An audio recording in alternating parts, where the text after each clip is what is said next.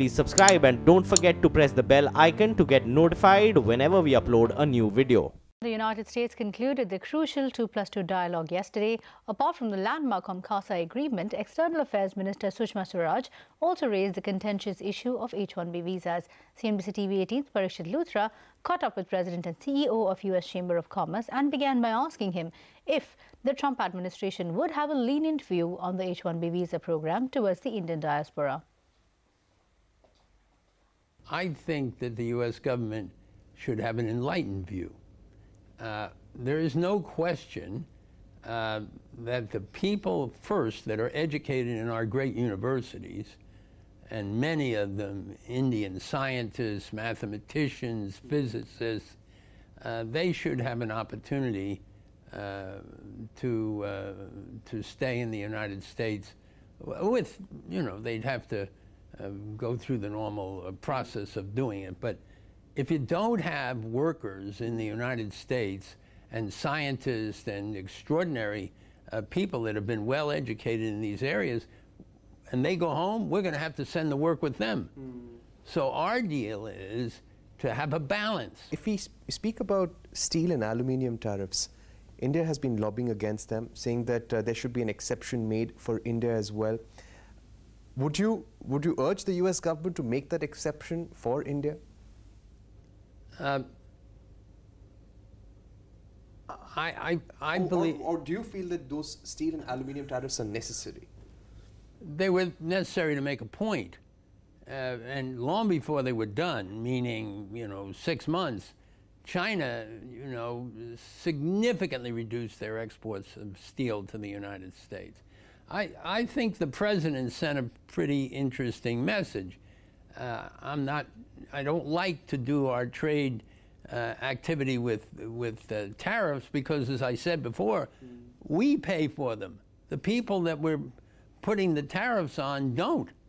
In other words, I buy $1 million worth of steel from China, I have to send a check for $250,000 to the U.S. government. We need to find a way to put the pressure on the Chinese by controlling market access and other things.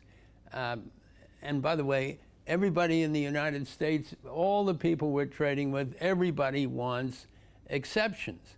And I believe that that's helping us think this thing through.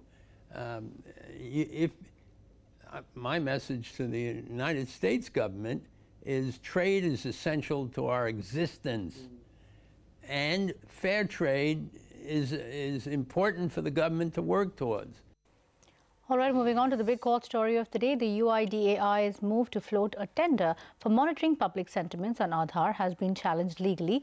Trinamool Congress leader Mahua Moitra has moved the Supreme Court challenging UIDAI's request for proposal or an RFP for hiring an agency for this job. CNN News 18's Utkarsh Anand joins in now with those details. Utkarsh, the UIDAI authority is back in the Supreme Court. Take us through what transpired in court today. Mahua Moitra, in fact, had filed a public interest litigation a couple of months back in which she had challenged the government's policy of having a social media communication hub. Now, her objection was that this would turn India into a surveillance state and there will be snooping, and the attempt could be to muzzle the political dissent.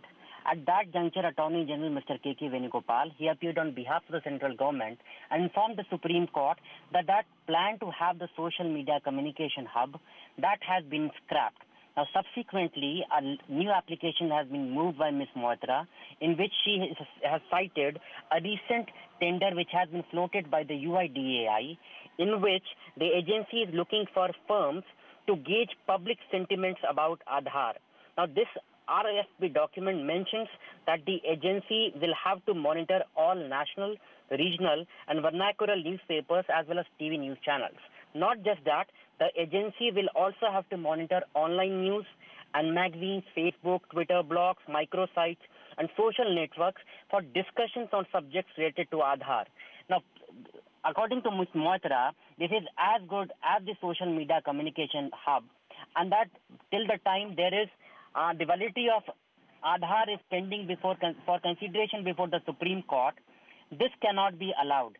Today, the matter had come up before a bench headed by the Chief Justice of India, who has sought presence of the Attorney General the next week to explain in detail that what this new policy is about and whether it violates right to privacy or any other fundamental rights.